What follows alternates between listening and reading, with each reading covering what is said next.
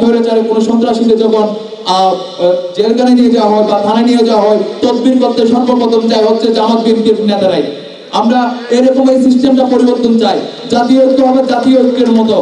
আমাদের সংস্কার কেন দরকার? গত 53 বছর ধরে যে সংবিধানে আমাদের বাংলাদেশের মানুষের ভাগ্য পরিবর্তন করতে পারে নাই, যে সংবিধানের উপর ভর করে একটি সরকার ধীরে ধীরে ফ্যাসিস্ট এবং স্বৈরাচারের রূপ নিতে পারে, সেই সংবিধানে আমাদের সর্বপ্রথম হাত দিতে হবে এবং আমাদেরকে ওই জায়গায় সংস্কারটা সবচেয়ে গুরুত্ব দিয়ে দেখতে হবে।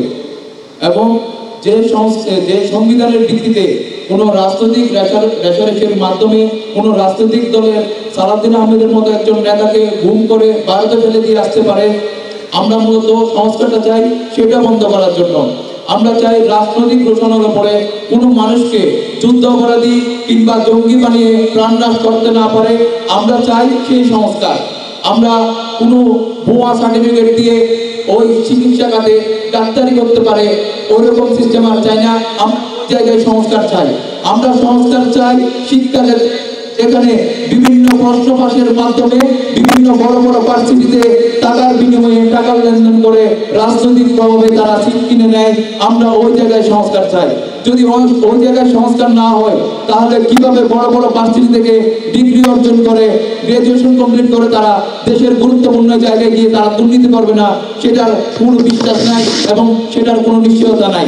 তারা যদি একজন পুলিশ সদস্য আমি যদি একজন পুলিশ সদস্য হই, আমাকে বঞ্চিত হয় 10 লক্ষ টাকা 15 লক্ষ টাকা, এই সিস্টেমটা ওপেন সিক্রেট, এটা সবাই জানে। যদি এরকম হয় আমি ওই জায়গায় দাঁড়িয়ে আমি পুলিশের ওই চাকরিটা নিয়ে আমি ঘুষ যদি না খাই, তাহলে আমি যে টাকা দিয়ে আমি চাকরিটা নিয়েছি ওই টাকা আমি সারা জীবন বেতন নিয়ে তুলতে পারবো না। তাই আমার বাধ্য হয়ে আমার ওই জায়গায় ঘুষটা নিতে হয়।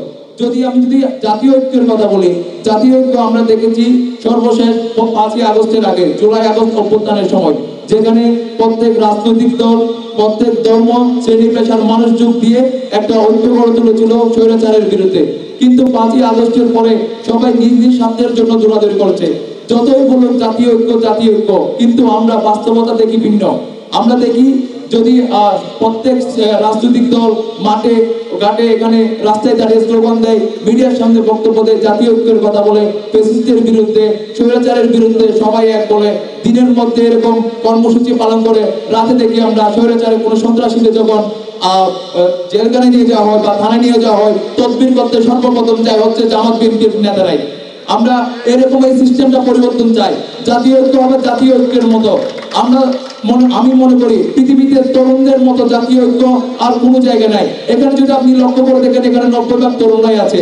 তো আগামীতে তরুণদেরই প্রাধান্য দিয়ে তরুণদের মাধ্যমে নতুন রাজনৈতিক চর্চার মাধ্যমে বাংলাদেশকে এগিয়ে নিয়ে যেতে হবে।